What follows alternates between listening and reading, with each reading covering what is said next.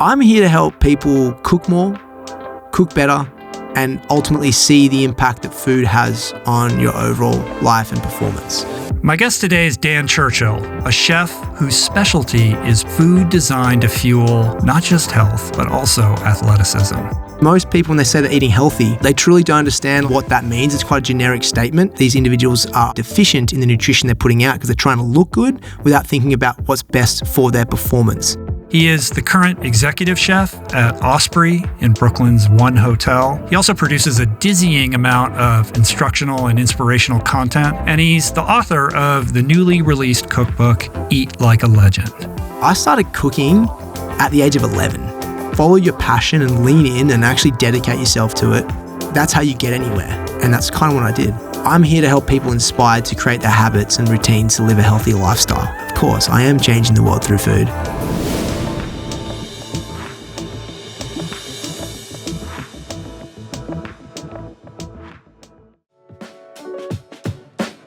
Today's episode is brought to you by the awesome organizations that make this show possible.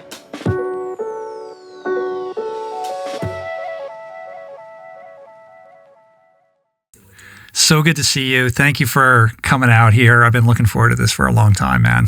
Man, can I just say, I feel I represent so many people with what I'm about to say, in the sense that how much you have influenced.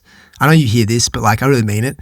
You're a mate, but you've influenced so many people in this space. And so on behalf of everyone listening right now, I want you to know how much you and your team have impacted just so many people.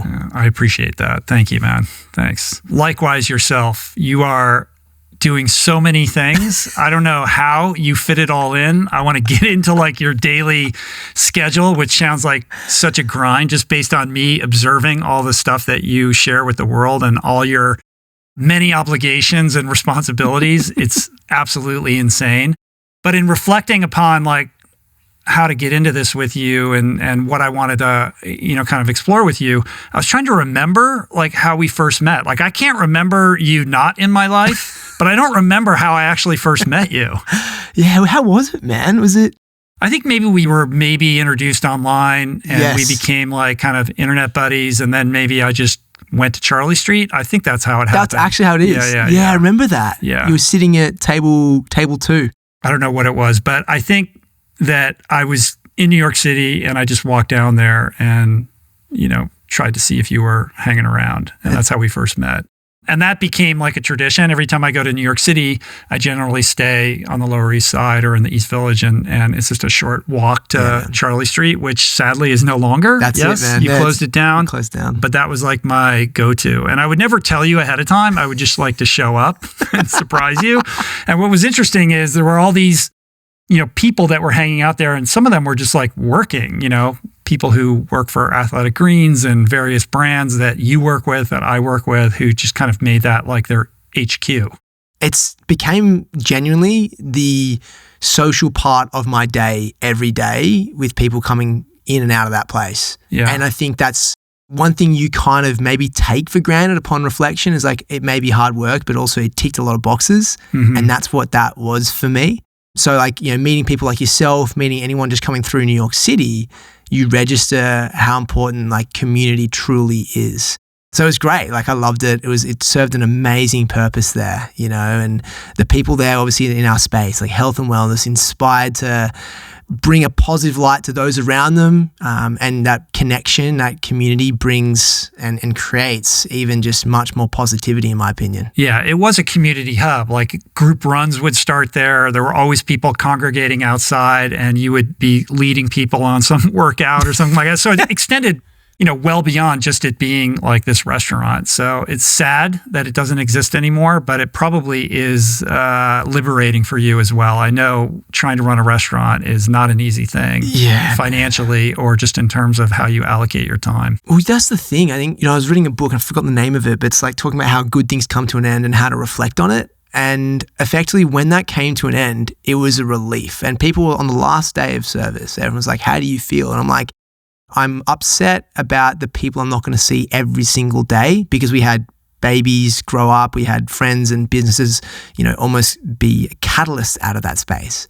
But then the time I got back versus the reward outside of that. I wasn't personally growing outside of it either. So like I got so much of my time back. Yeah.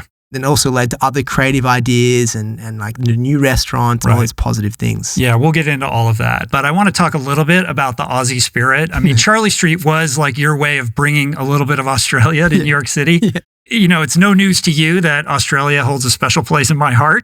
Byron has sort of become a second home in the way that New York City can be for me as well. And I now have like community there and so many friends.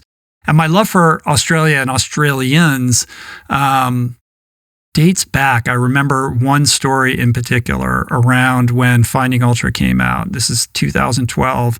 And I was doing my best to like push this book out into the world in the way that you're about to, saying yes to every opportunity I could find to like give a talk or do a signing.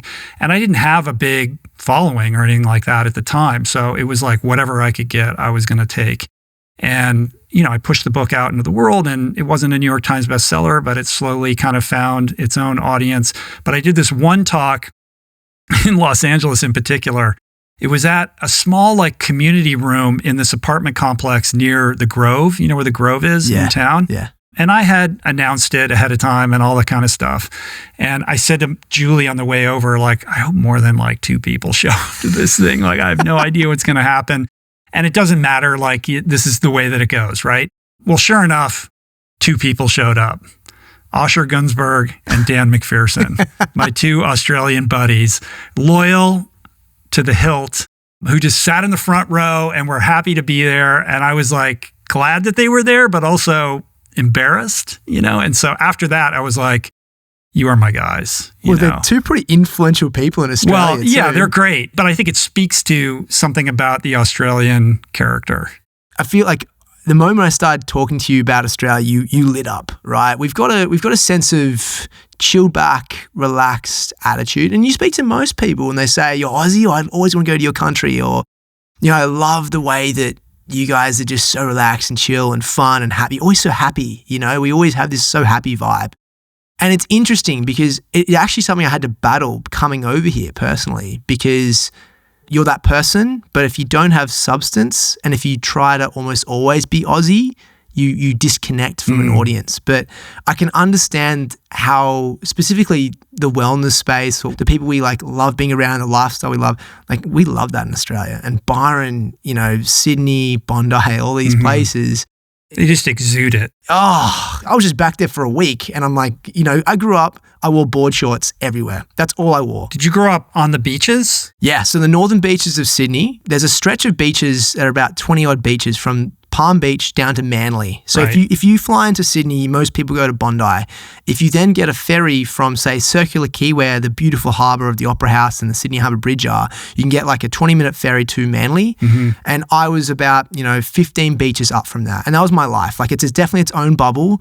And for me, that was, my lifestyle. And I was blessed to have surfing during the middle of school. I played rugby on weekends. Everything was always sunny like it is in LA. And the idea of cold was 16 degrees Celsius.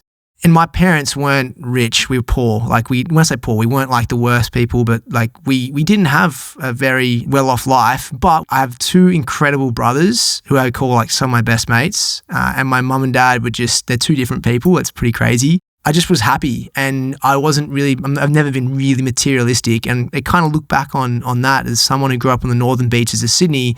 You're very chilled. The idea of dinner is Thai takeout. And so that's like curious to me when it comes to food, of where my fondness of food came from as well. But because I grew up in such an outdoorsy lifestyle, I've just always been affiliated with like health and sunlight and awesomeness. And always been fit, active, team sports, individual sports also. It's such a beach swimming culture. It's another, as a swimmer, like I just can't believe like the culture around swimming there and the pools that seem to be everywhere. Does everybody do like those life-saving courses and all the lifeguarding kind of stuff? Is that like part of growing up as an active young teenager? I think parents will want to get their kids into swimming pretty early because they see it as like a pretty natural thing to obviously support the lifestyle, making sure they're having safety in the swim. But then you've also got, being by the beach, it's like you go to Nippers on Sunday, and Nippers is like this carnival of events at your local beach. And so you do respective different athletic abilities and you do a lot of water training, and then you potentially go into like life saving. And it's like anything, you're in this environment where the sand and the water is your life. Mm-hmm. So people want to continue to surround themselves with it. If you're not working as a lifeguard, you're surfing. If you're not surfing, you're working at the local smoothie bar. If you're not there, you're at a cafe. And if you're not there, it's probably Monday to Friday when you have to work in the city. But you've seen it, mate. If anyone's been to Australia, if you are on the beach, you get this like amazing, why don't I live here vibe? And that's what everyone asks me, why don't you still live in Australia? Yeah, so why don't you? Is it that for somebody who has ambition, they have this need to stretch themselves? Yeah. Because you can just be at the beach and work at the coffee shop. Right? Exactly. And have a good life. There's no judgment on that. No, not at all. I've just been back and caught up with some friends and they're extremely happy and I'm really happy for them. And that's what I'm saying. Like, Australia's always going to be there for me, but I've always been interested and motivated to push and strive for something that's greater than myself. And I believe when I first was thinking about, Australia versus the world, it's like Australia is a very small place. Like, despite the landmass being respectfully somewhat similar to America, relative, the population's 25 million people. Right. And so it's the size of greater New York City or Los Angeles. Exactly. Yeah. So like you can't really impact the world from Australia. And so particularly in my field, and I recognized pretty early on that if I wanted to have a positive impact on a global scale, I had to take a risk in going to America. It's very ambitious. It's been the most amazing personal development I could have ever asked for, and I think that's part of the challenge. But you look at Australians who are now living outside of Australia, and you do notice there's similarities between us all in the sense of our ambition, our ability to be interested in other things going on that could, strive connection. And I think that's why I've always been fascinated by other areas of things that aren't even in my industry, but I'm just interested in learning, and you see that connection between us all. It's ambition that drives us. When did food come into the picture? I mean, I'm the middle of three boys that played rugby every weekend, so food's always been in my picture. But in terms of a professional stay, I think like I started cooking at the age of 11. Dad is a very, stern individual, but he's very forward thinking.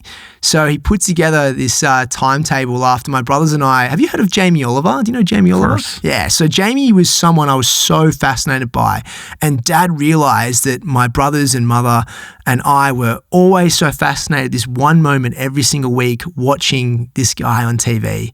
And registered that we'd ask questions, we'd go across the table and say like, oh, what do you think? So Dad was like, okay, this is a great life skill for my boys to learn. So he put together a timetable where each day it would be someone else's turn to cook. Oh, wow. And so over time, like there's obviously 5 of us in the family and there's an extra 2 days. I just loved it. And what started out as terrible meals that my mum and dad were just very patient about, actually, it's like superannuation or 401k. Mum and dad didn't have to cook as much because I'd love to do so. So it was like an investment in a way, but it was like amazing in the sense that I learned my passion for creativity and sensory and smell, taste, and ultimately I didn't realize at the time, but I loved the connection I got with my family through these meals. Because despite, growing up, and I said earlier that my brothers and I are very close, there was moments when you're not because you're going through an adolescent period. But it was the one moment we would all be together and either giving feedback or just asking about your day. And that's why I love food so much. I found that not enough people actually had that moment in time when they sat down and actually were just like having a conversation that was like, not how are you going, but like, no, talk to me about your day.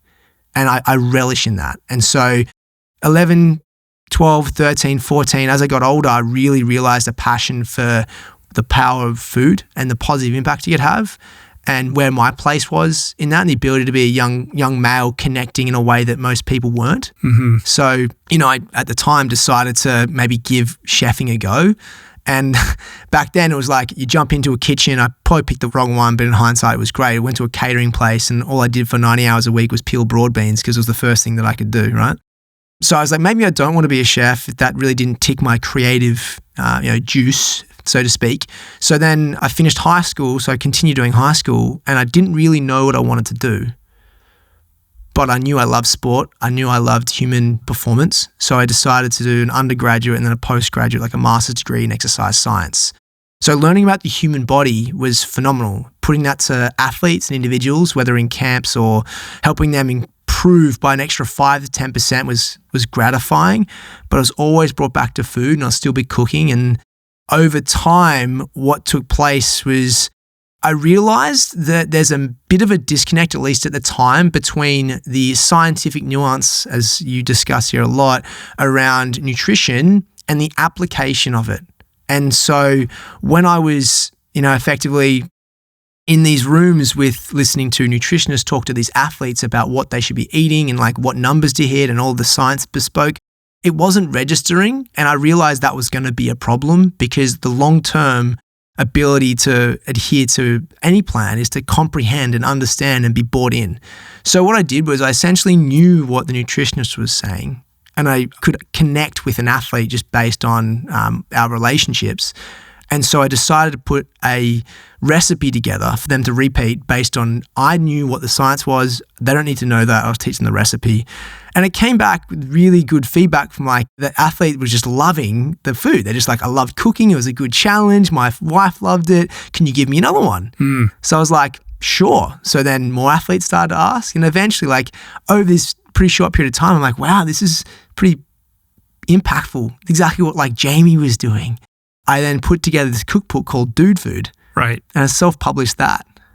And so that was the first foray into the food world, if you will. What's interesting about that is this story around how destiny finds you almost. You have this love for food, you enjoy the process of it, but it's not really about the preciousness of the cuisine as much as it is this vehicle for connecting with other people and how you can kind of serve people, right? And you put it to the side when it wasn't fulfilling you, you pursue this other thing. It starts to happen to you, right? That you have this thing that you love that you can then apply to this other area that you care about, performance, in an interesting way. And now you've kind of carved this path where you're doing both things and you're chefing and food is at the forefront of what you're doing. But I've always felt like it's not really the food itself. It's food as a messenger for something else because you're so into all these other worlds that have to do with fitness and community, et cetera. So food is the tool, not the end in and of itself, which it can be for a certain type of chef. That's it. That's exactly it. And I think I registered earlier. It's I don't want to be the best chef in the world. That was never my, task. But when I realized the connection, as you said, I really understood. I'm like, wow, I'm making a difference in these people's lives, however small it is. And that fulfills me. That's my currency. And so how do I do this on a bigger scale? And that's exactly what I pursued. And that's kind of what led me to America, after all the books and realizing I do have to get back into kitchens and actually learn how to cook professionally. But the importance for me was 100%. The intrinsic motivator was not to do with the end product being around the best cuisine on a plate. It was what that whole process did for people. Right. One of the inflection points was you doing MasterChef, though, in Australia. What year was that? 2013. 2013. Yeah. Not that long ago. 11 years ago. Was that prior to getting your culinary training, or did the culinary training come after that? Yeah. And how did you find yourself on a reality show? It's a great. This is the ambition piece, right? Yeah. This will be the thing, right? Yeah, this is so true. So I watched MasterChef growing up. After being into all these food, after watching Jamie and cooking at home as a home cook, I was like, oh, I want to watch these cooking shows, and the ones that aren't around drama, they're actually about the food. And so MasterChef was something I watched vividly for many years. And then I brought Dude Food out because I self-published it, and that in itself taught me a lot about business, distribution, problems with cost of goods, and that in itself was a great challenge.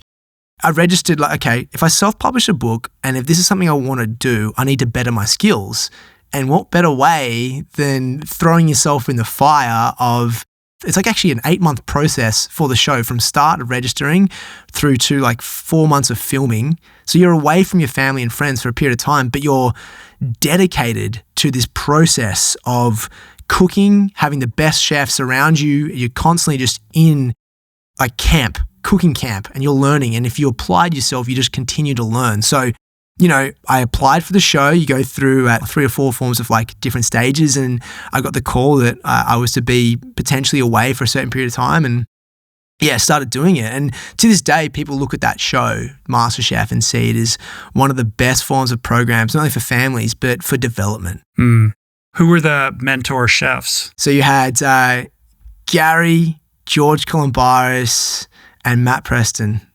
Wow. And then amongst that, you had, like, I got to battle Heston Blumenthal, like the chef. Who is that? I don't know who that is. He was one of the notorious chefs known for using liquid nitrogen to make ice cream. Mm. And his restaurant, The Fat Duck, was known as the best in the world for many years.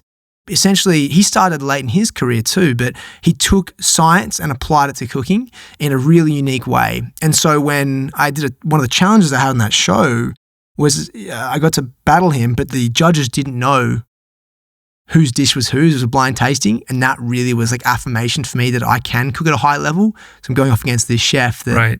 And so that was really, really cool. What the 3 judges said, if you applied yourself in this skill set, you lean in, you'll go far. And that's something I've always registered with anyone. It's like follow your passion and lean in and actually dedicate yourself to it. That's how you get anywhere. And that's kind of what I did. Well, it's sort of applying what you understand about how to be an athlete, into this culinary art, right? Yeah. So how did you leverage that to take the next step? Like, how did you decide to make this incredible leap and move to New York City? Did you know anyone in New York? Like, why New York City? Yeah. How much time transpired in between the Masterchef experience and the move? Okay, so during the actual recording of Masterchef, I knew that in order to capitalize on the PR exposure, I need to also do another book. So I was like, I'm going to self-publish my second book, which is called The Healthy Cook. So Dude Food led into Masterchef then had The Healthy Cook. That got me exposure on more TV programs in Australia, which got me noticed in America. And I got picked up by a publisher. I essentially flew over, but they said, we'd love to meet with you. And they wanted to pick up Dude Food. And at the same time, I got asked to go on The Chew, which was a program on ABC.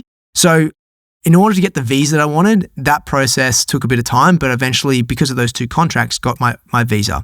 So then I flew over and I didn't know anyone. So this is 8.5 years ago now. I didn't know anyone over here. And I went from kind of starting to become pretty well known in Australia, particularly in the food space, because early on, social media was early, I was one of the first to kind of do it, to then landing in America, having this book and this opportunity to be on these shows pretty regularly. That's when I realized how far away America was. Yeah. Very quickly. You had a little dose of humble pie. Oh man, it was cooked up in the Dan Churchill kitchen. Oh, so how did you make ends meet and piece it together and not run back home with your tail between your legs? Yeah, great question. So when the book didn't do well, because no one really thought, everyone looked at a number on social media and thought that applied to the world, which all my following was in Australia. No one knew me in America. So all that went downhill. The show got cancelled due to some situation with one of the other hosts that was on board. And so then I'm left with no money. I had just signed a lease in New York City, which is not exactly cheap. And so I got a call from my manager and was like, I want you to come home. I was at this point, I'm like, no, it was never a question of I'm going home because I just got here. It was a question of how I'm going to stay. And so I got out of my lease. I slept on some couches for a period of time, a long time, thanks to all my legends friends. And I started to think about, okay, I can work in restaurants. No, wait, that's not a problem. Nothing's beneath me. But how do I get to a position where building my brand back up to the space of where I know it can be? And so I started to think about audience. I started to think about impact. I started to really be conscious of value add. How do I add value that people are going to want to continue to come see my content, come see what I'm doing, and be interested in me helping them, which is exactly what I thought of with my book, with Dude Food and all these kind of things. I really built it to a point where this is for a specific audience. So I started doing content specifically around recipes, tips, all that kind of stuff, which got me noticed by companies. Chefs wanted me to help with them in their restaurants. So at least I got to a position after some time of, one, cutting costs, but then also getting some income, allowed me to stay, which was awesome. So I felt good. But then I was like, okay, it's one thing to stay. How do you thrive? And so I effectively just SEO'd the crap out of all my content to be known as the healthy chef, because that's positioning my brand. So I positioned my brand that way through content, online portals, any team I worked with, anything like that. And eventually I got noticed by, Lindsay Vonn, Under Armour, and that allowed me to sign with them to take the role of her chef at the Olympics in Pyeongchang. Right. And at that point, I got picked up as in other brands as well, which really started to solidify my presence. But I think what that taught me was, more than anything, your affiliation through brand equity is more important than the transactional relationship you get with those brands. Explain what that means. So a lot of people look at getting in partnership, and the first thing they'll do is look at a number associated with how much you're getting paid. I've never personally been motivated by that. But if you think about the long-term viability of your personal brand is your name, and you're doing that for the rest of your life. So why would you think about the next 2 years when you think about the value you need to get for the next 10 to 15? So by me working with like an Under Armour or an AG1 or these companies at the time, it's like you are getting potential more brand equity and exposure that can take you to another level afterwards, right? And also think about how you can use their resources, support you in other areas, get you in front of other companies, or do the things that you need to do to share your message on other platforms. And so I think that kind of gets lost in this day and age where people think so transactional and they don't think about like the other value you get. I always say when people ask me like, what's important to think about when working with companies? Like, well, would you do it for free? Not because you have to, but because you get just as much awesome feeling and value out of working with this company than you would if you got paid. And so that's a big lesson I learned there. Because it's an authentic relationship that, serves the kind of message that you're putting out into the world. And also, I think on that transactional piece, a lot of people look at it, yes, like, what are you paying me? But also, they're not thinking about like, how can I over deliver for the brand? Like, what is the service that you're providing them, 100%. Right? Like, it's a partnership. And these partnerships thrive when you have a longer term view of what the possibilities can be if you're allowed to kind of grow and mature together.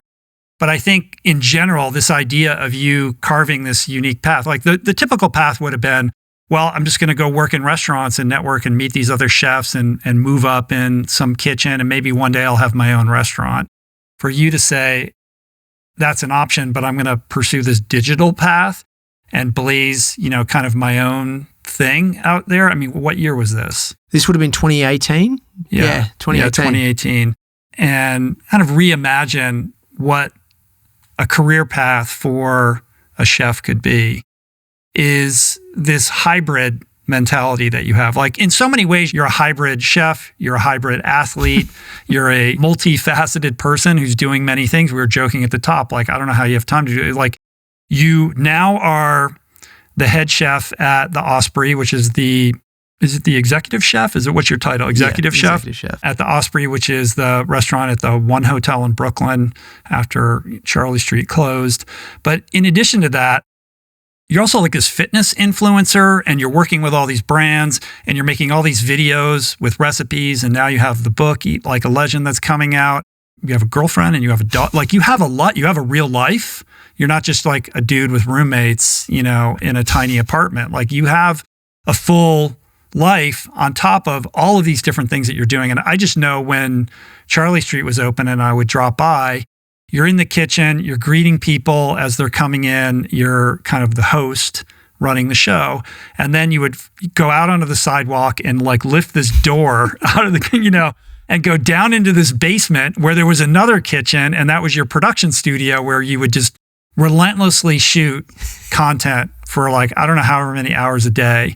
And that doesn't include the fitness videos and the community runs and all these other things that you're doing. Like, and a podcast on top of that, like, and making TikTok videos and going into people's houses and cooking for them. We're going to talk about that. It's a lot, dude, but it's unique to you. And it speaks to this idea of, I'm not just one thing.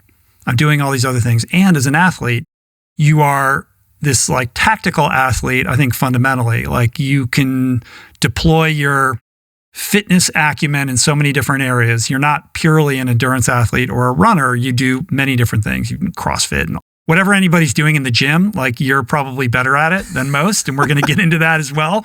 The reason I'm bringing it up is it's a mindset.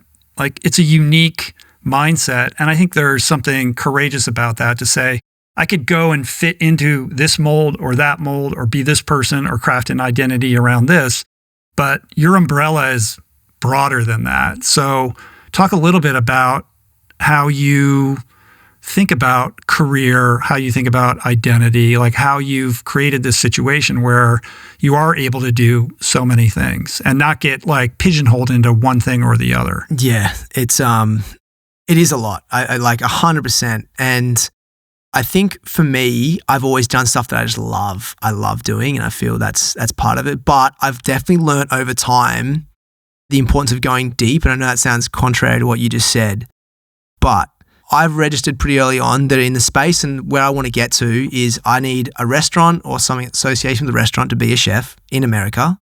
So tick. I should have digital presence. And this is all to have the impact of like genuine influence on people, positive influence. A social presence. It's good to have a book because it's credibility. And then they talk about maybe having a show, right? All these things are great, but I think the important thing is as you go deeper, you start to say no more. And despite all the things you said, everything relates to fitness and food. And that's where I've registered. If it doesn't even relate to that in some way, there's no point doing it. I also have an incredible team like you do that supports me in everything that I do, both in the restaurant. So I have, I've got my operational team. I've got the One Hotel marketing team. I've got that whole team as well. So to be a chef these days, as you said, I didn't want to be in the restaurant every single day, but I do love cooking and I want to empower a team. And so I registered, okay, what role would it work to me to be in? And the role that I have right now with One Hotels is incredible. I love it. How did that come together?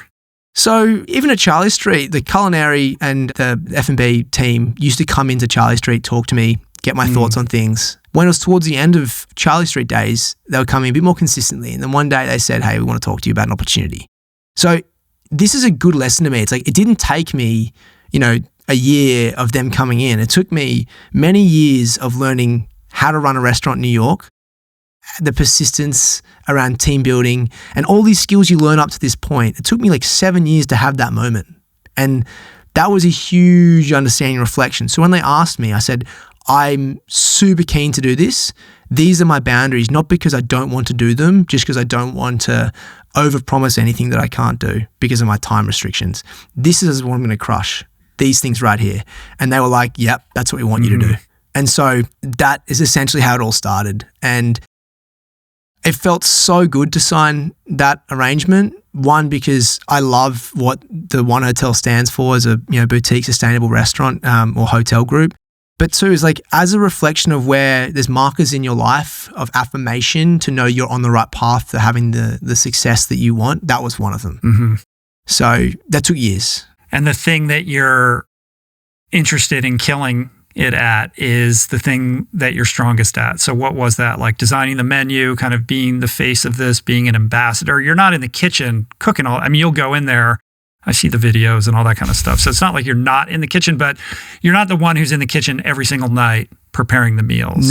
No. So if I want to be, I can. There's nights where I just I kind of feel like cooking tonight. So I'll go in there and see the team and hang out and cook with them and do that, see the tables and whatnot. But it's also important for me to register. It's like, I don't want to be just a face to the brand. That's not what I want. That's not what I'm just good at. Like, I'm really good at people. I'm a very good people person. Like, I love friends. The idea of being nice is actually fun for me, but I'm also interested in other people and their stories. So I want to make sure I look people in the eyes when I talk to them. The idea behind that is it serves my purpose of feeling like I have a home and a kitchen that I can cook in. I create the menu. I create obviously the content around the menu, but also build team morale, build systems, modules, things like that can help grow this team and make the culture what it should be. Bring opportunities, bring my friends in, create dinner options. Like I go to Nashville, open outdoor cooking event, go to Hawaii, bring presents to the Hawaiian people and their traditional cooking means. I can add more value than just being in the kitchen, which is totally fine for me. But it's kind of like if you know you can do everything that these legends ask you to do, but there's things that people can't do that you can do. Pick the things that you love that people can't do because you're the only person that can do them. I bet there's a lot of you out there who've been pondering that new website you'd like to have, but just haven't pulled the trigger. Well, with Squarespace, it's easy and affordable to build your own beautiful designer website.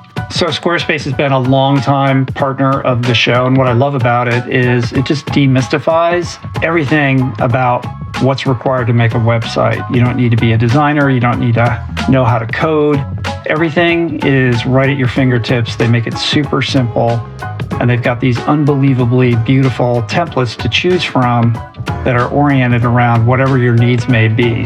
Whether you need a simple landing page or a full-on online shop, Snap, Crackle, Pop, Squarespace has the tools you need to launch your business, including e-commerce templates and inventory management.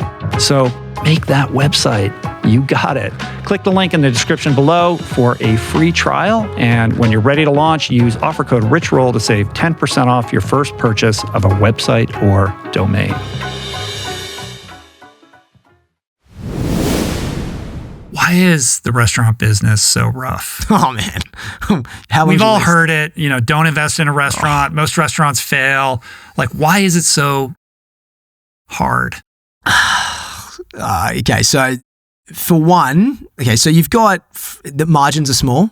That's a hard part. So the margins in food are small. Like you look at these tech companies now and the margins they're getting and the startup values and all that kind of stuff. And you look at a restaurant, like if you had $100,000 to deploy into an investment, would you go there? Like, or an index fund that annualizes 10% every year, right? So there's different ways to look at it. So number one, profit is tough. You're constantly getting changes and regulations from the government. Like we just saw what happened in LA with fast food and the minimum wage and all that kind of stuff. So that's constantly changing. You at the whim of the government. Managing people, some people don't want to work in a restaurant their whole life. Their prerogative is not actually to be front of house. Their prerogative is not. Well, for most people, it's a transitionary kind of thing. Exactly. So it's really hard to build, depending on the type of restaurant you're at, consistency and where your priority is for them in this space. So you can ask them to call out.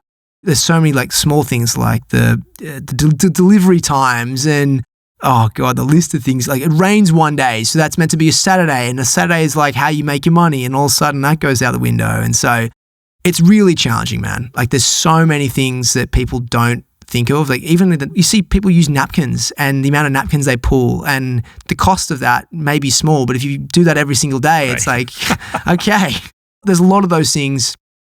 But I think it's relentless. It's relentless, man. Like you saw me, dude. There were days where someone calls out, okay, well, this restaurant doesn't open unless I'm there. So anything else I had that day can kind of just go by the wayside. And that's another thing. It's like because I have so much going on, I can't be the last line of defense with the Osprey, which is why I have such an incredible team. And, Chef Aaron there, who's, the executive chef of the whole hotel, his job that's his baby. So I can rely on him, and that's the idea. So you're also this insane athlete. You are naturally gifted. On your website, I looked at your website, it said, I have a resting heart rate of 27. What do you honestly think about that? Well, yeah, I don't know. Like, it's sort of cool. Like, listen, if my heart rate was 27, like, I'd probably advertise it as well. But let me tell you, my friend, I'm also in a Whoop group with you. So I see your data, and I can tell you that your resting heart rate is not 27. It's 30. It is consistently 30, which is insane. Yeah, it's pretty. And you have these really high HRV numbers. I think your average HRV is like 100. I remember the text you sent me one day. You're like, dude, how do you even have above a 150 HRV one day? I know. I don't understand it. Like your metrics are bananas. You go out into the world and you crush it and you do all these different kinds of races and things like that. But my thing is, your potential is totally untapped.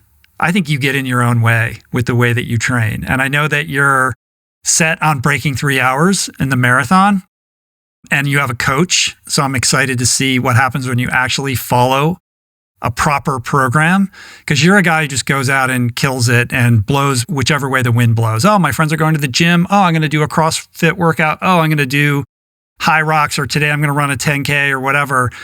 There's no structure or kind of directionality to any of this, right? And I'm like, this guy has the potential to just absolutely skyrocket if he would just fucking focus. So when you made the announcement, or you said, I'm going to try to break 3 hours in the marathon, I think I texted you and I was like, all right, man, here's what you need to stop doing if you want to be serious about this. Yeah, dude. Because you like to go out and kill it. And I was like, you're fast enough already. You don't need to get any faster. I know you love your tempo workouts and your interval workouts and stuff like that. But what you need most and what you're most lacking is a legit, real endurance foundation. And I noticed this when you was it the half Ironman? Yeah. You raced that a couple of years ago. Yeah. that's where you can't hide, right? Yeah, dude. And talent's only going to get you so far because that's a very difficult race distance to like master. You said that that's a harder distance to train for than an actual Ironman. I think it is because you have to be, it's sort of like running the 800 meters versus the 400 meters or swimming, the 200 meter freestyle as opposed to the 100. Yeah. Like the shorter distance, it's a sprint for the most part. But when you extend it out, when you double that, you kind of have to be on the rivet the whole time if you want to be elite in that distance, if you want to master that distance, which makes it much more difficult than something that's way longer where you can't be on the rivet the whole time. Like you have to be at a certain pace that you can maintain and you're in a lower grade state of discomfort, but it's much more tolerable than the extreme pain that you have to extend out over like a half Ironman distance. I agree in the sense that the aerobic energy system you're using over, like even when you get off the bike to do then the 42K after that, the pace you're working at there, or the expectation of the pace is much lower than trying to sprint a 21K half marathon. Yeah. But going back to what you said, it's like the biggest challenge I face in this athletic prowess space, I just love intensity. When my mates throw a workout in, I'm like, yep, let's do it. I'm going to send it. And that's like great for my headspace. But even looking at the modality of training, and this is why this training block's been so interesting, it's just 100% all in on this. Like that's what I'm doing. And you like, dude, you need to slow down. That's what you said. Yeah. Like just like run slower and so you can build your zone 2. And I remember saying, which is much harder for you than running fast and hard. Yeah. Like my zone 2 is like extremely low. And it's like the idea of... Because you have no real base. Right. Okay. Yeah. This is like an older brother moment right now. So we'll see how it goes. Hopefully your coach is giving you some long runs and is paying attention to what your heart rate is at. Yeah, 100%. He's great, man. Keeping you under control 100%. there. No, it'd be good challenge, man. Where are you laying that out? Where are you putting that to the test? Boston. Oh, in Boston. Yeah. Coming up? Yeah. Oh, so I didn't realize it was right here. Yeah, we're there. Oh, shit, man. Yeah. So how are you feeling? Dude, I feel great. The only thing is I had like a little bit of patellar tendonitis in Australia, so I'm just hoping that doesn't flare up again beforehand. But like I did my big last training block with it was like 32 Ks with 18 at marathon pace, and it was great. It was really good. So here we go. Fingers crossed. Yeah, we'll know soon. In the middle of like trying to push a book out and do all the promotional stuff and make viral TikToks. At the center of everything that you do, as you mentioned earlier, is the intersection between high performance and food, nutrition, right? And I bring up all your kind of athletic accomplishments to just basically, proof of concept. Like you're legit, dude. Like you're incredibly fit. Like you're obviously living, the lifestyle principles that you preach.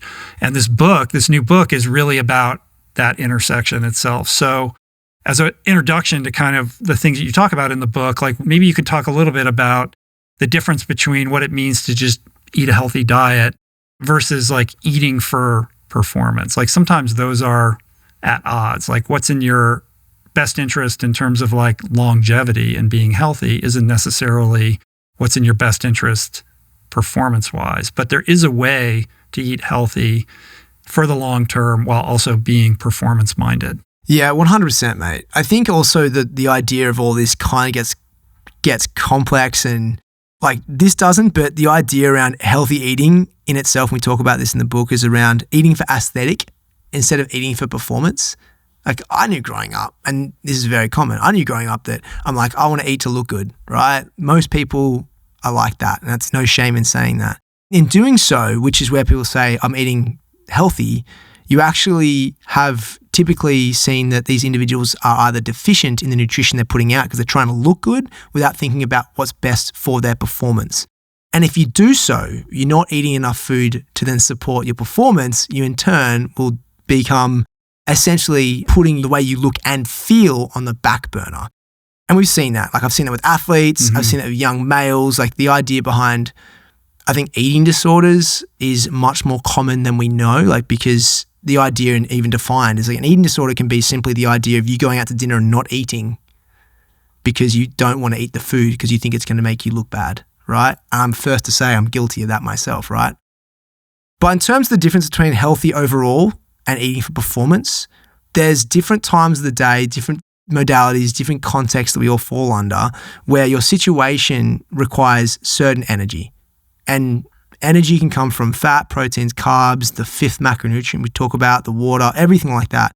And what I find is most people, when they say they're eating healthy, they truly don't understand like what that means. It's quite a generic statement. So what we've done is just trying to find eating more for their performance is specifically to the types of ratios and including more of the fifth macronutrient, which is your micronutrients, than you should do. And the reason why I say this, man, eating for performance isn't just for like an athlete. If you're a single mother, if you're someone who's trying to just do your best, you got a presentation, you're trying to get that job promotion, what's your energy like? Are you eating enough, carbohydrates? Cool. Are you eating enough of the colorful ingredients? Cool.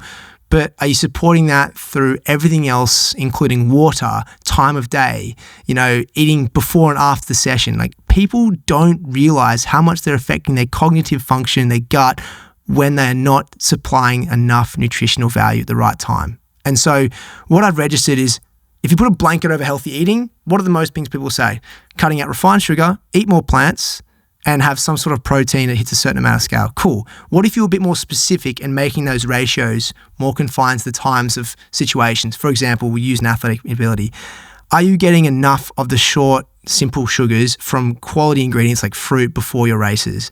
After a presentation, are you supplying yourself with the right, fats and things like that to get the brain back to its recovery state, so you can also sleep better afterwards, so you can recall what you just said if there's feedback needed for the follow-up presentation.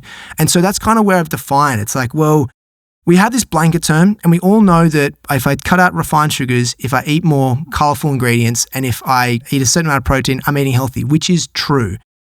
But if we were just to be a bit more specific sometimes and understanding a bit more time and preparation around our food, we could have something that's a bit more for our performance specific to what we're trying to achieve. And that's the goal inside. We all know that we shouldn't eat ultra-processed foods, refined sugars, the things that you just referenced. We want a diet that is rife with all the colors of the rainbow, that has the complex carbohydrates, the healthy fats, the healthy proteins, etc. Timing is something I don't think we really talk a lot about. It's something that I always am trying to figure out, and quite frequently getting wrong to my detriment and to the detriment of my sleep and vacillations in my energy levels. What are some of the common mistakes that even informed, well-intentioned people make around healthy eating when they know those basics, and then you see what they're doing? Maybe it's Lindsey Vonn, maybe it's some other athlete that you're working with, and you're like, why are you doing this? Honestly, like, when it comes to timing, I think people leave it too late to eat, even when they think they're eating. And I mean that in the sense that food's the last thing. Generally, like, if you're really busy, people don't put it first. I know that sounds like counterintuitive for a second, because if you're an athlete, you're different. You've got someone looking after you. Thinking about your day and you've got a meeting, if your meeting running over, how well planned are you to still eat if that's like your lunchtime period, or if you got to go to the gym, or these things? Like, I find that people, number one, the biggest root problem is they don't respect themselves enough. They don't put themselves first. And so when it comes to timing, their first thing to sacrifice is their health through food. It's not even training. They'll train before they'll eat. And so I think that's a massive factor for me. And so I've seen that consistently, where people will be like, oh, I'll go do this a bit later. I'll grab a quick bar. And like, it's not enough. It's not enough. Like, and I know it's easy for me to say because I work around food, but if people simply apply the same principles of planning that they do for their work life, just for like half an hour about what they're going to eat throughout the week and how they're going to store it and all that kind of stuff, that's really simple to do, they could absolutely solve a lot of these issues that I see happening every day. Even if you look at like athletes when they finish a workout, if they don't have a setup, they typically wait 2.5, 3 hours before they actually eat. And it's so shocking to me. And I'm not talking about this whole concept of glycolytic window, just simple nutritional value. The biggest issue outside of timing is not eating enough. I've seen this day in, day out, and a lot of it comes back to the whole aesthetics. People don't eat enough food. I know it's contrary to how we look at like obesity, particularly in this country, and how we've just noted what's like 1 billion people are now obese or something like that. But when it comes to particularly those people listening today who are around this health and wellness space, eat to support the amount of work you're putting in, not just for your effort of activity, but your brain. Mm-hmm. Your brain needs food. It needs it. And I don't want to use myself as a reference here, but if you look at like a training session, when you look at doing a low intensity session, your body's burning calories. Awesome. If you do a high intensity interval training session, you're burning more work after the actual training session because your body's having to work so hard to bring it back to a steady state. All the parameters, the heart rate, the stroke volume, the ultimate cardiac output, that's just 2 or 3 parameters in getting your body back to its level environment. The day after a training session, and you'll see it in your whoop or your strain, you're so high, the next day you need to eat. People are like, I'm not working out as much today, so I don't need to eat. You need to eat. Your body's working so hard to recover. And I think people say, well, I'm not sore anymore. I'm like, well, there's more going on than the DOMs that's happening. So principles, step 1, planning. I definitely say we have more people not eating enough, and the timing around our food is disrespected. One of the things I've noticed about you is you're always eating. You're always eating. I think there is something, I don't know what the science is, about metabolic health and, always kind of like eating a little bit all the time as opposed to long stretches of time and then a huge meal that you then, and this is something I'm guilty of, and then collapsing and falling asleep. Sure. But it is like an outrageous statement on one level to say like people aren't eating enough when we're all obese, right? I know you're talking to a very specific type of person. Yeah.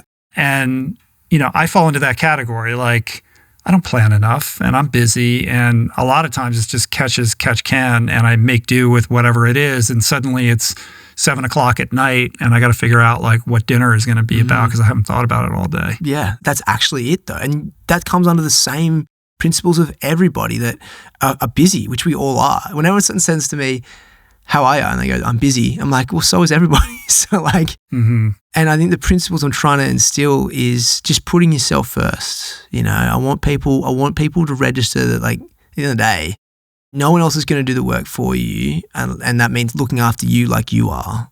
If you're trying to be improving your performance, you're trying to be healthier, just start to put yourself first. You've got the book divided into like different categories, right? Like pre-workout, recovery, sleep support, game day, right? Digestion, quick energy, which is a cool way of organizing it rather than saying it's breakfast, lunch, dinner, snacks, desserts, things like that, which speaks to this performance thing, like different types of foods for different purposes.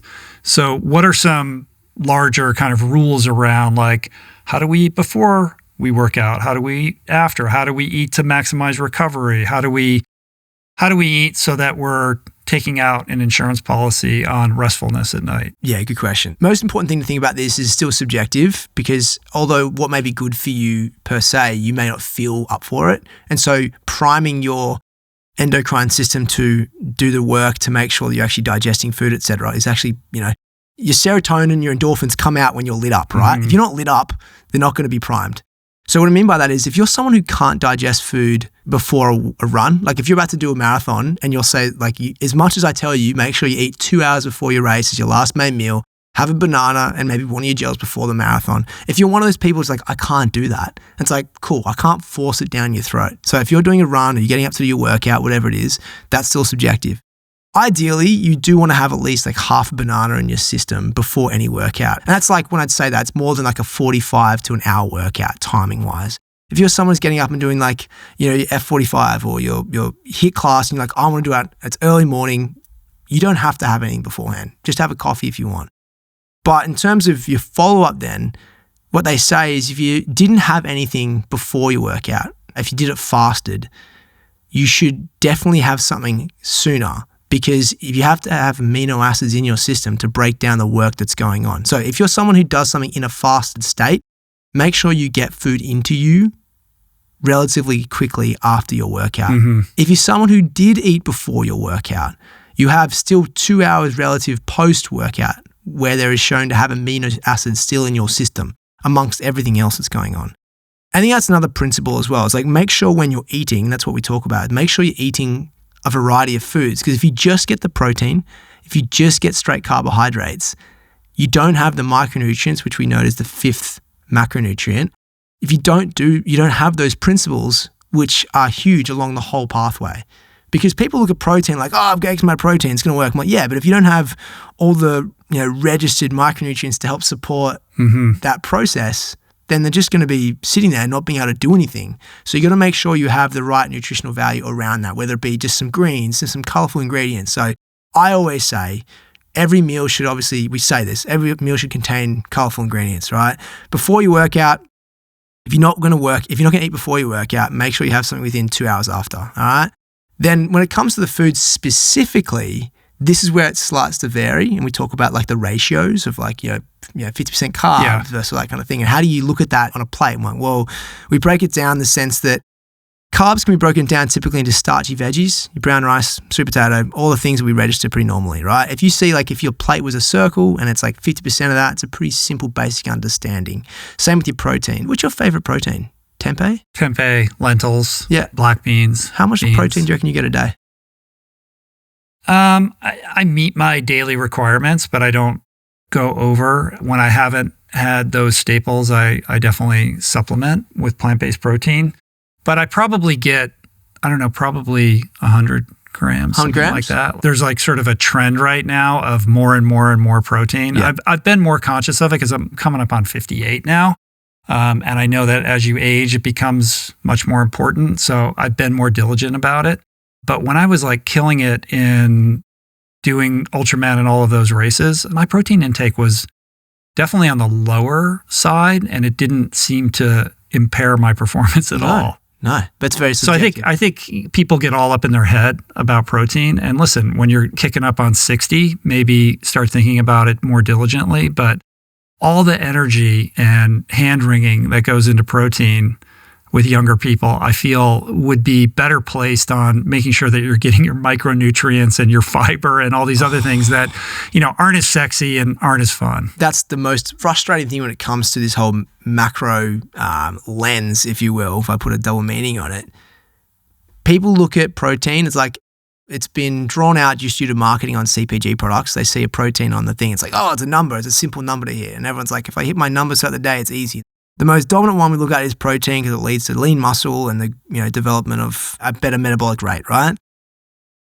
But unfortunately, as you said, the unsexy topic is the micronutrients. And because they're micro, we determine them as less important because the term micro is not as good as macro. Not only that, it's a bit more complex. So that's why I've just kind of like positioned it as the macro, the fifth macronutrient.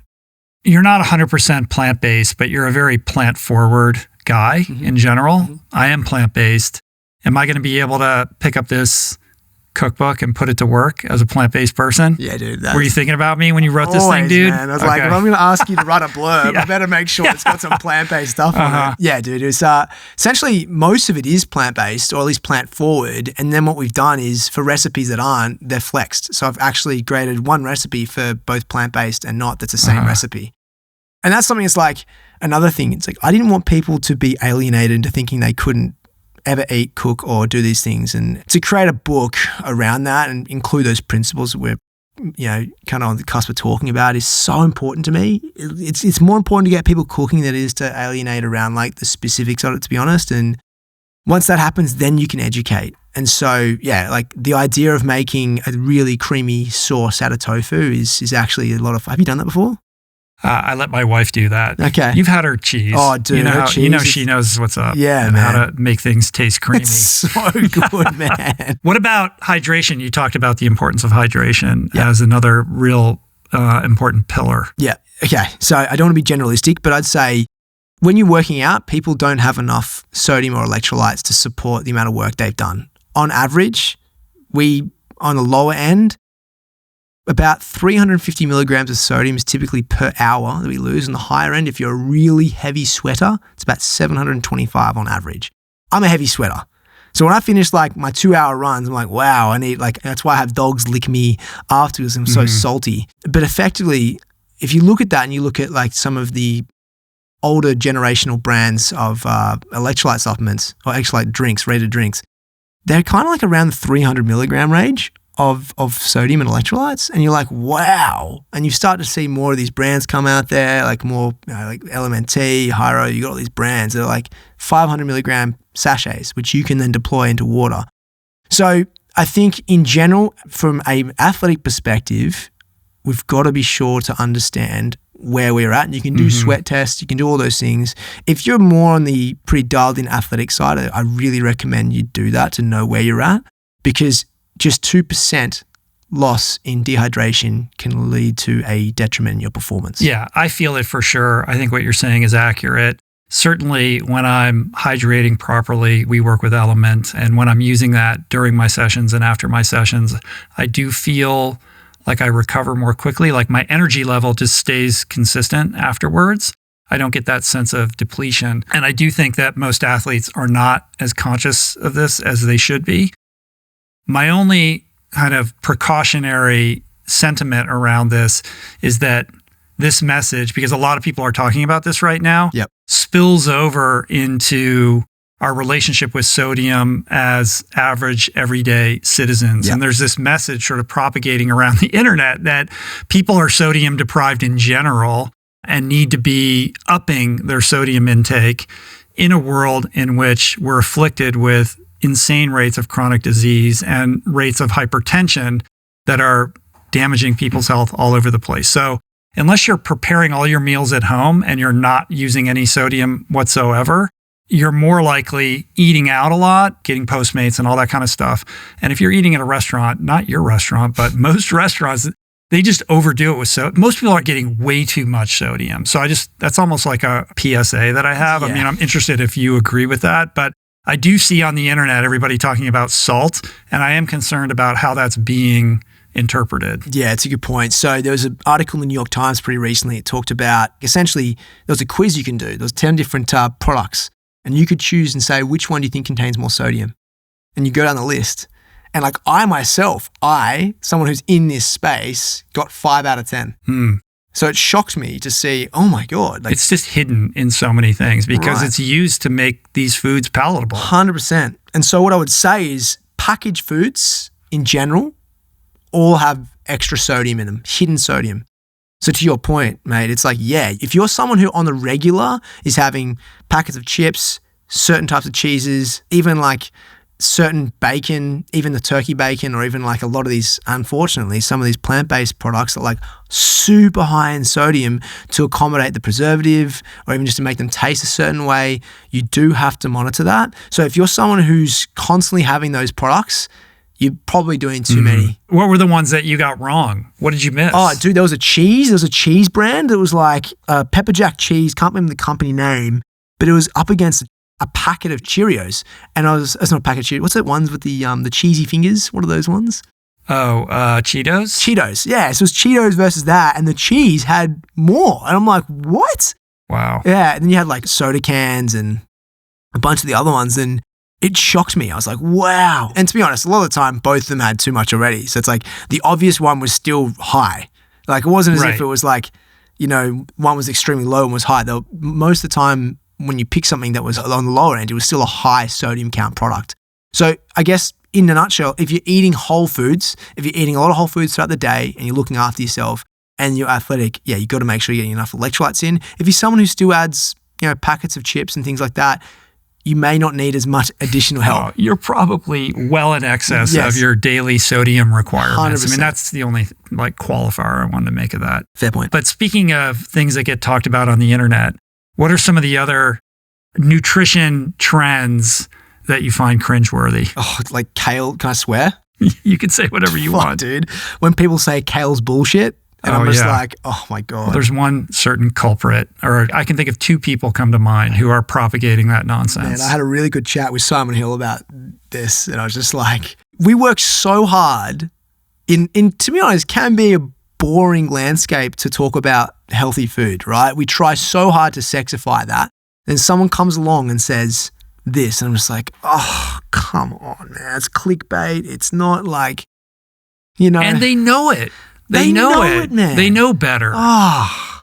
How far this rabbit hole do you want to go down? I mean, I don't want to linger here too long, but my point being, there's a lot of nutrition misinformation out there. someone who's spinning a very reductive theory that is appetizing because it's so simple and it generally orients around everything you have been taught or you think is wrong, and this healthy food that you've always thought was healthy, that everyone says is healthy, is actually unhealthy and is killing you, and here's a study to support that. Yeah, it's like, remember when gluten-free came out? Everyone's like, oh, I'm going to be healthy, I'm going to be gluten-free. And it's like, well, I understand if you're celiac or you have issues digesting gluten, but it's not necessarily bad for you. In fact, now gluten-free products came out with a very high in sugar, refined sugar. So then all of a sudden people... Well, there's so many situations in which the solution to the problem is worse than the original problem. So yeah, those gluten-free things, there's a lot of processed packaged foods around that. Yeah, there's that one. I mean, there's still, when people still ask me like macro counts, like if it fits your macros, have you heard that one before? No. So it's like a very big bro culture dogmatic thing where it's like, and I don't mean this in a bad way, but people essentially say, I'll have calories, I have macronutrients, and like whatever I get them from, whatever source I get them from. So say... It doesn't matter. Doesn't matter. So if say a Snicker bar was exactly what my macros were for the day, that's fine. And I was like, okay, gut health, macronutrients, vagus nerve, brain, blood-brain barrier, none of that's going to get benefit, detriment.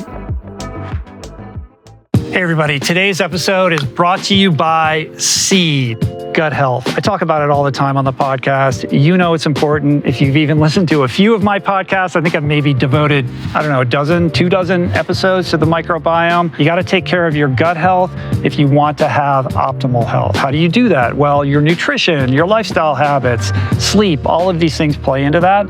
But it's also important to find a really good prebiotic and probiotic. How do you do that? Well, there's a lot of nonsense out there, so you got to follow the science. And the best evidence-based product that I found out there is Seed's DSO1 Daily Symbiotic. I've been taking it for, over 3 years at this point, every single day. There's just a tremendous amount of science behind this product. I urge you to check it out. And right now, it's a great time to do that because you can get 25% off your first month of Seed's DSO1 Daily Symbiotic. Hit the link in the description below to visit seed.com/richroll and use code richroll25. Get on it.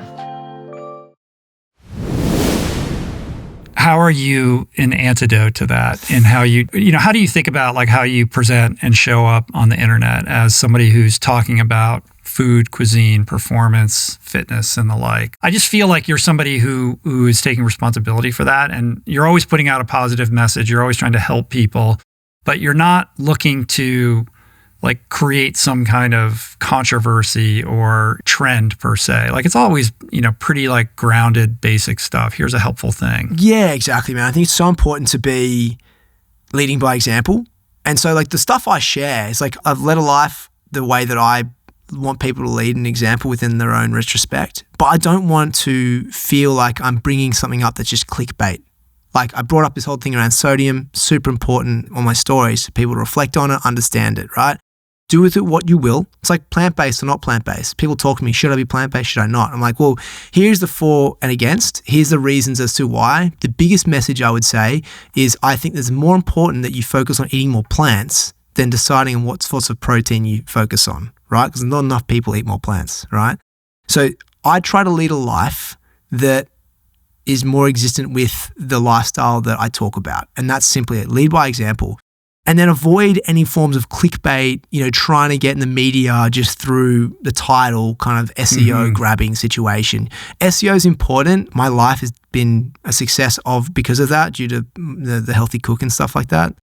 But I don't like the idea of doing anything that's not authentic to me. So lead the life, share the message, and also surround yourself with legends who are the experts in their field that may not be as good at telling the story, but they're okay being someone to share with you to share that story. And I think that's what I've always enjoyed too, is like lifting other people up, using their expertise to highlight a style that should be important. Well, the catchiest sort of nugget style stuff that you do is this series around what people spend a month on food and then inviting yourself into their apartment to cook for them. And you do this on TikTok and on Instagram. And you've gotten some cool people like Ryan Serhant, Jared Leto. Who else have you had? I just had Dwight Howard. Yeah, that's right. You had Dwight Howard. Yeah. which is always really fun. I think I joked with you if you asked me, like, I have no idea what I spent or whatever. But what's so great is that it's like how to cook. It's also healthy eating. It's also like, I want to see what this person's house looks like, that kind of real estate thing, especially in New York City. Yeah, dude. And then how do you whip something up when you open up the fridge and there's like nothing in there? And how do you figure that out like on the fly? Yeah. Like, it's really fun. It's very clever. Thanks, mate. It's actually so real that people sometimes are like, is that real? Like, there's people, obviously, like, I can't just bump into Jared Leto. Like, come on, man. These are like prearranged, right? Some of them are, man. Yeah. Some of them are. Do you just roll up on people without them having any idea? Yeah. You've got to think about this culture now in New York City where, like, you're almost expected to be, like, especially on a weekend and you're in Washington Square Park and there's so much going on. It's a lot easier to do it there than, say, a random street in Malibu. You know what I mean? Sure. But, like, the idea was like, it came out of, okay, I want to show the fact that you can cook. People are like, you can't cook from anything. Like, come check out my fridge. I'm like, I will show you I can still make a meal based on what you have in your fridge. Mm-hmm. And so that's how it started. And so it catalyzed the ability to also show, again, unique version of New York City and the different types of apartments you have and the budgets people spend and they say they spend. And it's like, that's the fun part, but how do you scale it? How do you create a business out of that? And that was another challenge in itself. But the fun thing for me is I get to cook and I love that. Is it a business? How could that be a business? Well, not the business of, it's essentially opened the doors for me. It's creating, because those are the kind of videos that are going to get spread around and people are going to share it, right? So it just creates, it's like a billboard. It creates broader awareness of who you are and what you're doing. Exactly. Yeah. So it's like, it inspires people to like, oh, I can do something with nothing. And then you create like an AI bot that if you take a photo of your fridge, and you can tell you what you can cook from it and then starts to translate. You must have shot some of these where it goes wrong and then you don't air them. Let's see. I'm not going to ask you to name names. Who said no? There's got to be some crazy stories though. I've had some times where people start and then I'll go to edit the video or the team will go to edit the video and they hit me up and like, hey man, I actually don't feel comfortable doing this. And you're like, oh, absolutely not. That's fine. Like I never want to be that way. But there's been times where like I've gone up to someone and someone's like, oh, you scared me. And obviously you're like, whoa, especially now you got to be really careful. But yeah. Yeah. You mentioned bro culture a minute ago. Yeah. I look at you and I see somebody who kind of straddles, like you've got one toe kind of dipped into that world. Like you are this tactical athlete and there is a kind of bro culture, hybrid athlete, lifters who run, like this is a new thing, right? Guys who are just, shredded and ripped, but are now signing up for marathons and the like. It is an interesting trend. I think it's cool, like anything that gets anybody to get interested in fitness or people who have never really embraced running to run or think about running differently because there's a physique out there that I aspire to have that isn't like what you think of when you think of a marathon runner. What do you think about, like, is this a fad? Is this something that's building? Like, there's all these new, like, Hyrox is now, like, a huge thing. It's sort of the evolution of CrossFit on some level. Yeah. But there's this whole kind of world opening up around the hybrid athlete. Yeah. And it's also, like, there's a fashion piece to it as well. Dude. That reminds me a little bit of cycling where there's all these rules about what you can wear or should wear and shouldn't. I don't know if that's a good thing, but there's a uniform to the hybrid athlete, right? Black shorts, black tank top, white socks, white shoes. It's a thing, dude, right? What is going on? Look at Will Gooch. Like, is he just not... Oh, well, he's the poster boy of right. it. Like, he's just this specimen. Even like Nick Bear, all these guys. And I'd also say Milena thinks I have more than one toe in the bro culture. Oh, yeah. Maybe a little bit. Right? But... Are you more endurance athlete or more bro? Ooh, you're pretty bro-y. I'm pretty bro-y, dude. Yeah. I'm not going to lie. I love my lads. I think push comes to shove, you're headed to the gym before you're headed out for the long run. Yeah. I'd say like Hyrox is honestly the perfect, like I'm going to have a crack at Hyrox. I think that's the perfect type of thing for me because it doesn't include so much strength. I wouldn't be strong enough to beat with those CrossFit guys. Yeah. But I love the... Like Hunter McIntyre. Dude, I'm ready. I said to him, I'm like, what do I need to do to beat you? And like, what's Hunter? Yeah. You need to quit everything you're doing and spend the next 10 years doing nothing but training. And you still aren't going to beat him because he's a maniac. He's a maniac, dude. He's like, you're going to have to like run a 340 kilometer after doing a sled push and then go 330. Anyway. Yeah. The Hyrox, the hybrid. This world is become, I think, so much more accessible to the average individual. And I mean in the sense that CrossFit had a really good job creating this almost a gamified version of fitness. It did a really good job of that. It got to a position though where it wasn't scaled, in my opinion, to the point where technique was paramount. It was more about the end result. So you had more people succumbing to injuries and situations like that because you got Olympic lifting. Like watching CrossFit people do the pull-up thing. Oh, man. I'm like, what is happening? The kipping? Yeah. Yeah, dude. But like the Olympic lifting bars, I did a 5-year degree to know how to teach someone how to do that. And so to like have you go in to do it and you just see people picking it up after a month and expecting to be perfect. It's like, that's how you lead to injury. And you're not doing 1 rep, you're doing 15 sometimes. And I'm not here to say it's not good. I'm just saying over time, I feel it definitely had an issue with creating a wider net of average individuals to draw into a competition. And that's why I like the idea of the running's free, right? Anyone can run, and running's become cool. Especially cool because like now I have to spend an extra half an hour before I go out to actually know what I'm having to wear, make sure I'm matching. Yeah, you better put the uniform on, Yeah, exactly. Right? So you've got that, but Hyrox and all these other events have made it a much more approachable for everybody just to honestly get off the couch and train. And that's why should explain what Hyrox is for people that don't know. Yeah, so Hyrox is a circuit-style competition where you do 8 different disciplines. In between each discipline, you have 1 kilometer run. So you ended up doing 8 kilometers along with 8 different disciplines. And disciplines can be anything from 1,000-meter ski, rowing. You could be doing pushing a sled, pulling a sled, wall balls, lunges, bounds, farmer's carries. And so when I look at this, it's like, you can be someone who literally get off the couch and wanted to go do something for the first time and train for this. Actually, that's why Centr, we partnered with them. We're so excited because... Oh, yeah. I think Luke told me that. Yeah. That's interesting. So like we are now the equipment and also digital supplier for them because it was like, it's perfect in our wheelhouse to help support people to work towards a fitness event that they can have as a goal. And I think that's something that's like interesting when you look at what motivates people. It's very easy to motivate yourself towards running something or doing a marathon or half marathon or a 5K because you're like, okay, this is the date, I'm going to train towards it. So it's so good with like a Hyrox event when you've got an event coming up, you go, okay, I'm going to train for something. Great, do the Hyrox event, I'm going to sign up. Then you've got like a 10-week lead time to train towards it. And it's like, you don't have to be technically sound. Yeah. You can just want to run for a little bit at any pace I want and move my body with some exercises. It's growing really fast, isn't it? Yeah, dude. Yeah. It's really exciting. You mentioned Centr. Centr is Chris Hemsworth's fitness and nutrition app. You're the nutrition guy on that platform. How did you get involved with that? And what is your role in it now? Like it's grown, like it's a big thing, right? Yeah, man. It started like 5 years ago. It started just as an app. Chris and I met at Tourism Australia event and he was telling me about, he was making this app that we were talking about food and nutrition, like how he's eating for roles and whatnot. And I was like, that's, we were talking about, that was awesome, dude. And he's like, yeah, man, I'm thinking about creating an app to support my lifestyle. And because I think there's other people want to do this and make it really approachable. So, I was like, I'll give you a call or I'll get someone to give you a call if anything happens. And I'm like, okay, cool. Didn't think anything would happen. About 9 months later, I got an email from the team producing the app and they asked me to be the head of this part of the division.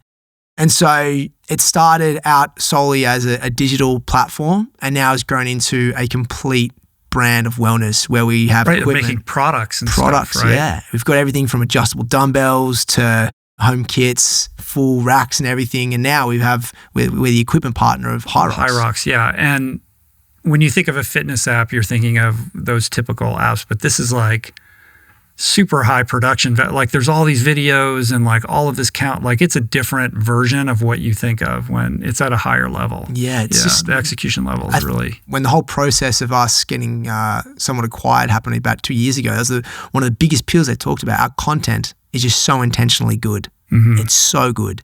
And the team do an incredible job. We now have a place in LA, which is awesome. Were you just with them or what did I just see? Oh, where was I? Somebody, was it Luke or maybe it was you, like shooting a bunch of stuff? That would have been Luke. He's putting people through a daily something. Yeah. Maybe that was Luke, yeah. Yeah, Luke Zocchi, man. So Luke Zocchi, Zocco, yeah. Famously, trainer to Chris Hemsworth, lives in Byron. I had a chance to go to his house and do a workout. How good is his house, man? Yeah, it's cool. Yeah, he's got a nice setup there. True or false? You prepared a meal plan for Chris as he was preparing for Thor? False. All right. There's a lot of news around that. Yeah, a lot of Daily Mail articles about you know, basically coming up with the meals for him. Mm-hmm. I figured that didn't ring true. No, of course. I've always it's funny because Luke does a lot of that, to be honest. Luke is with him so much. He's confident, you know. And Luke and I chat about it all the time because news article will be like, Dan did this, and I have to text Luke and be like, hey bro, this came out, just FYI. And you know what media is like. And so you have to set the story straight. But he's got an amazing team around him. Like even Aaron, who works with him on the daily, on the operational side, it's like, it's a true representation of having people around you that you trust and love. And I think that's what you see, and it's what I see every day. It's like, we can't do what we do without the right team around us, you know, and people that you're confident to say they'll look after you. So if Chris ever asked me to make him a meal for Thor 7, I'll obviously do it. He's good. You might have to compete with Ross Edgley, who's trying to, you know, give him cake and cupcakes. He's always talking about cookies and stuff like that. I was like, dude, I don't think that's really how you're eating. No. How is that possible, man? I don't know. He's like the most ripped guy ever. Yeah. I mean, I don't know what's going on there. We're getting him in here soon, though. Oh, you are? Yeah, I don't know. He's on the calendar at some point. Is he swimming He's coming over through here? LA.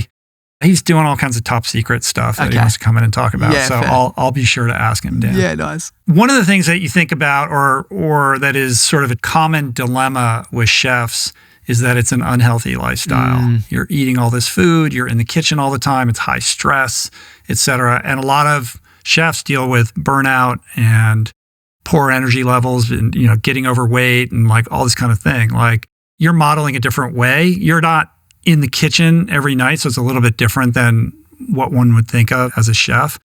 But I think it's important to kind of spend a few minutes to talk about how you balance everything and how you prioritize healthy living, because you're not somebody who only has one thing going on. You have a lot of demands on your time. Like you must have to be incredibly efficient with how you're scheduling everything out to get everything done that you're doing.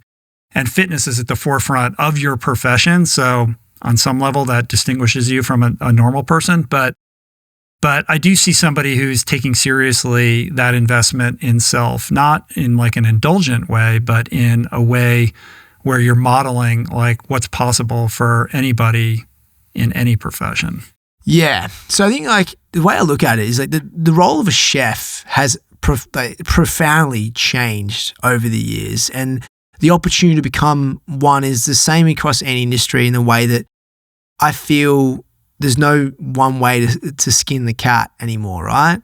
And I've always looked at like I want to pave my own path to what I believe is the way that will make me happy, but also achieve the success I want to have the impact that I have.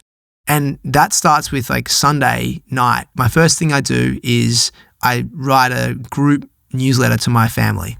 And that's like, I'm bringing that up because that's so important to my headspace to reset my week. And I want to share with them the week, and being far away from them is a great way for me to connect with them. But then from there, it's like all about setting in the things that I know are the controllables. I talk all the time about control the controllable. Now, there's certain times of the day where, you know, stuff's going to pop up. Issues, obligations, distractions. And so you have to find a way to put out those fires. In this situation, by putting particularly things that I really need to do for me in the morning, I know they'll get done. And so at least at the end of the day, if I've had a bad day or things didn't go the way I wanted, I still looked after me. So that involves chefing and everything. So I know that there's a certain number of times I'll go to the restaurant. I know those days I'll get out later. So the following morning I'll need to, you know, look at my sleep-in time and adjust it accordingly. So I set up my workouts accordingly. So I know when I'm going to work out. I then look at my gaps when I can set out food. So again, putting myself first, look at my food. And then restaurant time. Outside of that, my team works on when to schedule in like all my content stuff or meetings with my partners, etc. But the most important thing that I do is, effectively put what's important to me first. Because if I can't look after me, I cannot be the best partner to Milena. I can't be the best dad to Maverick, the best dog in the world. I can't show up for my mates. I can't show up for my team. And I learned pretty early on in that I was struggling. I was burning the candles at both ends and I just wasn't being the best person. So I was like, well, the reason for that is even if I get all those things done in a day and not my stuff, then I struggle. So it's so important to look after me. And it's not a selfish thing. I really believe that if you put yourself first, it's selfless, because that means you are willing to do whatever it takes to make sure you look after the people that most importantly around you. What's a day in the life of food look like for you then? Ooh, kind of varied. How much prep are you actually doing? I mean, you're around kitchens all the time, so you're able to like pop into these kitchens and make yourself something here or there. But are you planning ahead? Like, what does it look like? So there's days, especially when you're busy. Sure. So when the restaurant's like busy, man, I can't get in there. Like, I don't want to like get the team or me to stop what I'm doing to make a meal. So it's sometimes easier either to purchase something or effectively make something ahead of time. So I'll definitely say, despite being around a restaurant, sometimes it's a lot easier not to eat there. So I know everyone says, you're around food, but it's sometimes less easy than you think. I would say that the stuff that I do is like my breakfast oatmeal. Dude, have you seen my oatmeal bowl in the morning? Have I showed you that? No. Oh, dude, it's called the Power Bowl. It's like oatmeal, cinnamon, frozen raspberries in oatmeal and cinnamon, and then like maple, peanut butter, natural yogurt, walnuts, chia seeds, flax seeds. Like that in itself is awesome. Like that just gets me. That's why I get out of bed. You're the second person in a week to come in here and just like go crazy on oatmeal. I had Michael Chernow in here the other day, so he's talking about his creatures of habit, oatmeal concoction and all of that, and just getting all fired up about, especially ironic in this moment where people are like demonizing oatmeal as a breakfast when it truly is like the breakfast of champions. Oh, dude, was it yours texting? It was like, remember I did that 10, I went plant-based. Someone said to me, you couldn't build lean muscle on a plant-based diet. I'm like, you're wrong. Watch this. So I went plant-based for like 8 weeks and I ended up building, the muscle and the strength.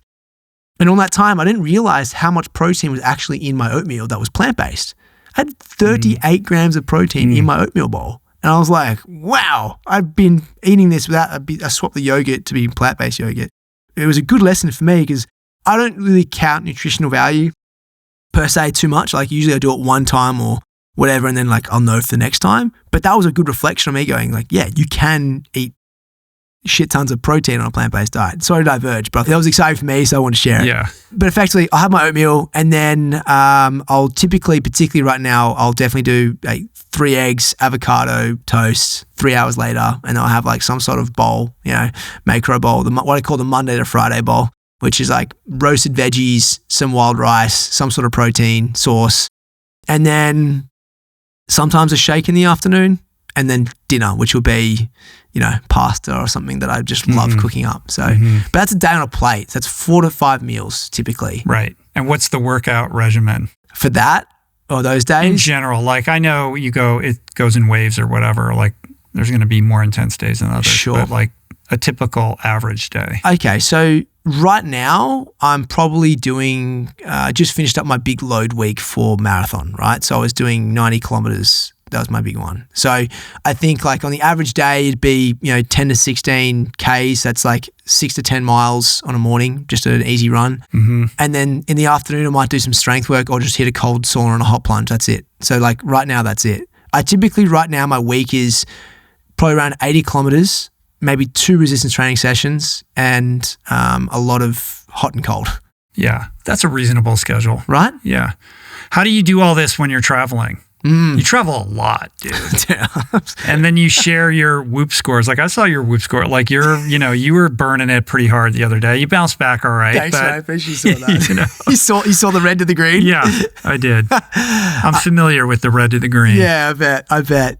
Mate, again, it's the same principle. Like when I travel, I look where, and I don't have my kitchen, right? So I try and stay in a place that has a kitchen because I need to cook. Like I love cooking. So I put myself in my mindset, okay, cool. Plan, where can I eat? Where's a good coffee spot? Where's a Wi-Fi? Like all these kind of things that I think of ahead of time to make me be able to be sufficiently be my best. And then training, it's like I'll hit up my mates who train. I'm like, are we training this day? Are we not? And then I have my running plan right now, which is running plans are easy. It's not like you have to think of a gym to go to. You just got to run unless you have a track. Are there any tracks close to here? Where do we got? There's a couple high school tracks around. Cool. Yeah. So like, I guess it comes down to planning again, man. You just got to plan. And not a lot of people put themselves in the position to do so. And I'm terrible outside of those things. Outside of that, I'm really bad. What are some planning habits or like hacks or tricks that you could share with people? Like, what are the apps that you're using? How are you figuring out where you're going to get your healthy food? Perhaps somebody who's traveling, who's not going to stay in a place where there's a kitchen or doesn't want to cook. Like, how do you find the healthy places? Like, what are some, tools or tips that you can give people who typically get tripped up when they're on the road? So I definitely always allow more time than you think in your brackets, by the way, because you're not used to the travel times. You may have to set up in a place you've never set up before, etc. But I'd say, number one, I use Google Cal. So easy. Just like block it, right? You block it. If you work with a team, they know you can't be contacted during that time, even if the time zone's slightly different. Everyone knows, right? So I use that. I research essentially like gyms, and I'll know relatives to that, whether it be friends will tell me or what I've seen will have access to the resource that I need at that gym. Same with like hot and cold, who has that. Running obviously is easy. And then when it comes to food, like food is, I always put into blocks, right? You've got your, what they call cafes. I feel this is interesting. I think you kind of like this. Cafes in LA can almost be like these, they're almost like somewhat of a diner style setup, whereas like a coffee shop is more like an Australian cafe, I find. Right. So like you got the guys at Great White in Venice. That's like, in my opinion, that's the goal idea for me as a brunch spot, like that kind of concept. And I know it's going to be healthy, it's going to be clean based on the type of plants and veggies and everything on the menu. So relative to where you are, go on to, I'd say use Safari Maps and type in food. And then you can look around, and whether it be a bowl place, sushi, or if you're vegan, you can just go tap vegan and you can be relative to all those things. And at least you can put like a favorite, and at least put some relative walking distance to where you're staying. And then you can start to think about that wherever you go. And then you can even look those people up with respective apps or even on Google, and has reviews, and you can understand. They've got images tell everything. Even on an iPhone, if someone's taken a photo and put a review up on Google, you'll know whether it's going to be a good one or a bad one. Yeah. Here's one for you. So right after we wrap this podcast, I got to split, jet down to LAX, catch a flight. I'm flying to Austin for one night, like really quick in and out. I don't land in Austin until midnight. Ooh. And I haven't eaten that much today because this is 2 podcasts in a row. I want my energy high. I don't want to eat. I don't want my blood going down to my digestion. So I've kept it like super light. Yep. And I have very little time after this before I, got aboard the flight. And I'm concerned about, I'm going to land there at midnight having not really had dinner, and then having to figure out what I'm going to eat, what's open. This is a setup. Like, this is a recipe for disaster. Yeah, it's tough. Like, what do you tell me? Like, what is the counsel, Dan? Well, how should I solve this problem? I would have said, if you knew that if I was smart, I would have prepared. I would have had, here's my thing. I'm bringing it on the plane. I'm all taken care of. This is not my life. This is my bad. I should have, you should have told me. Yeah, I would have brought a meal, dude. Like, that would have been easy. Prepare my meals for the next 24 hours and deliver them to me, Dan. Please. I would have had a full brand. It would have had, rich rolls. Like, oh man, my bad.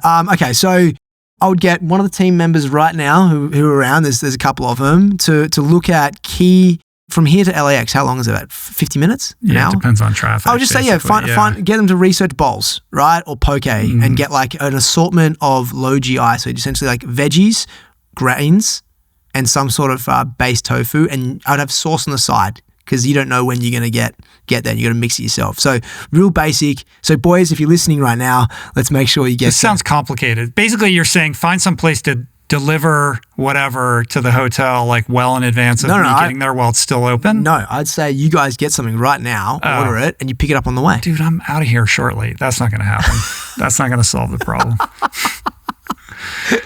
Next time. Where was better planning. Yeah, better planning. It's like, I'm just chasing my tail right now. I'm going to do the best. I'll figure it out. Like I always do. I travel a lot too. I always figure it out, but I'm just trying to imagine like the less than ideal circumstances that like a lot of, people who are listening or watching, like, yeah, what I would do is look at the distance between here and wherever you're going and look at a spot on the way, order ahead and pick it up on the way, and then you go. What is the mission that you're on, Dan? Oh, dude. What are you trying to do here? Oh, dude. I'm here to change the world through food, bro. That's what I always say. I really am. I always say I'm here to change the world through food. And what does that mean? It's very broad. I'm like, I'm here to help people cook more, cook better, and ultimately see the impact that food has on your overall life and performance. The thing that I find challenging in what I do every single day is that people don't look at cooking in the same way they look at the idea of building and developing. The first time you cook, you may cook something and you didn't do a good job. And so you don't never do that recipe ever again. But if you went, how often did you tie your shoelace and just stop the first time? And same principles of habitual nature. How often did you write the alphabet out and take practice and time to do that, driving a car? If you treated it the same way that you treat every skill you have to learn, it's so manageable. And in fact, it helps you save time, cost, and also washing up time. So what I would say is like, I'm here to help people inspired to create their habits and routines to live a healthier lifestyle. So if you look at maybe giving the challenge of picking a meal to cook every Tuesday night for the next 3 weeks in a row, if you can, I guarantee if you do it every Tuesday night for the next 3 weeks, the third time you do it, it'll be much cheaper, you won't have as much washing up, and it'll be much more enjoyable. And if you take that into the same routine of eating this healthier lifestyle, and you'll realize like, hey, I could actually do this. And then you're inspired to maybe go to the gym the next day. Or maybe you're inspired to go for a walk. And maybe you're a happier person because of the things that you're getting in personal development. And if I've done that to one person who can then share it to the rest of their family and instill a routine like my dad did to help me cook more, that's my mission right there. That's a beautiful mission. A catalyst. A change agent. Yeah. And you do it in so many ways. And you do it with this infectious energy and optimism. You really are a people person, and everyone who spends time around you like feels good. Like you leave your encounters with Dan like not only like I like that guy, but like I feel better. Like I feel like uplifted by being in your energy. You know what I mean? Thanks, man. The book is, we should mention, like, is also interactive. Like you have all these QR codes and you can scan them, and then it's Dan preparing the recipe and telling you all about it and answering your questions. Yeah. Has anybody ever done that before? I don't know. It's like, it's pretty interesting. You've got the QR code, which shows the videos. Then you've got the AI Eat Like a Legend, which if you have ChatGPT, you can take a photo of your fridge and it'll tell you what you can cook from it. Oh, wow. So like, I've really wanted to make cooking all the more easier, irrespective of this book. I want people to like be able to type it out, take a photo, and all of a sudden they're like, oh, that's a sick idea. I'll just do that. As opposed to cooking's hard. What do I have in my fridge? I don't have to cook. Postmates, which I get, but over time it's like you need to learn how to get some of these foundations and fundamentals. And so every resource that I try to put out, whether it be this book or the AI piece, whatever it is, QR codes, YouTube, TikTok, I'm all about helping people make their life a lot easier in this health and wellness space. You are like on every platform doing it. And it's like, pick a lane, dude. I don't know how it feels exhausting. Yeah. I mean, is this sustainable? I'd say if you didn't have a team, it is 100% not sustainable. Yeah. That's part of how I'm able to do all this. I either film the videos or someone else films me. I then send it to someone who then consolidates and shares it with a couple of editors, and then they kind of work it out. And then they get feedback, and that's the cycle. Then we have a schedule, a plan. It's like a business. You have to think about it that way if you want to be able to do it. And that's how I've been able to scale it. So I think that's one thing I'd say is like, in this world of content, some people don't treat, again, themselves with respect of being able to actually, how do I scale this and do this long term? Well, one, you can't do it all on your own. So you have to invest in your team. But then once they do that, you have to invest in the systems to help support the scalability. There's no way we were able to grow our platform the way we did if we didn't have a system in place. So we actually did this whole cool thing of an application process for interns, and like then they became our editors, and it was a lot of fun and games. But you have to think about, if you're going to scale anything that you do, what are the systems in place to help you win?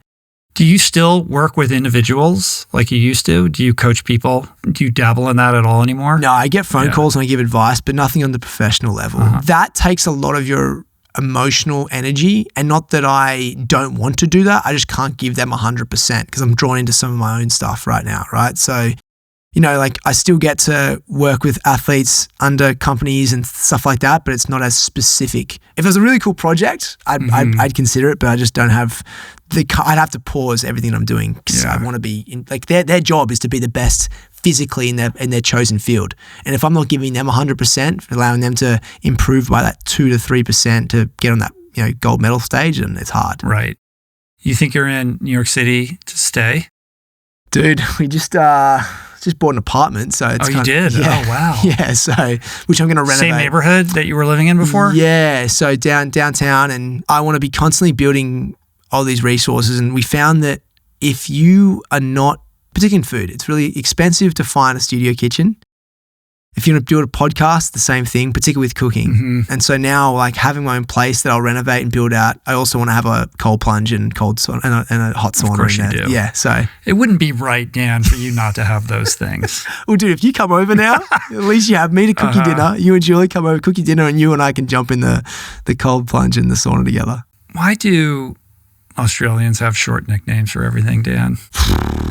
I can't decide whether I'm delighted by this or annoyed. Actually, you got Davo, Jacko, Stevo, Simo. Do you ever call him? You call him Simon, right? Simon. Yeah, so I say Simo. Simo. It's not any shorter. Like, you don't have to change it. You know, that's the thing. When the nickname is longer than the actual word. I mean, I feel like I got into New York and most people just say by their first initial. No? Like H? Oh, H train, R dog.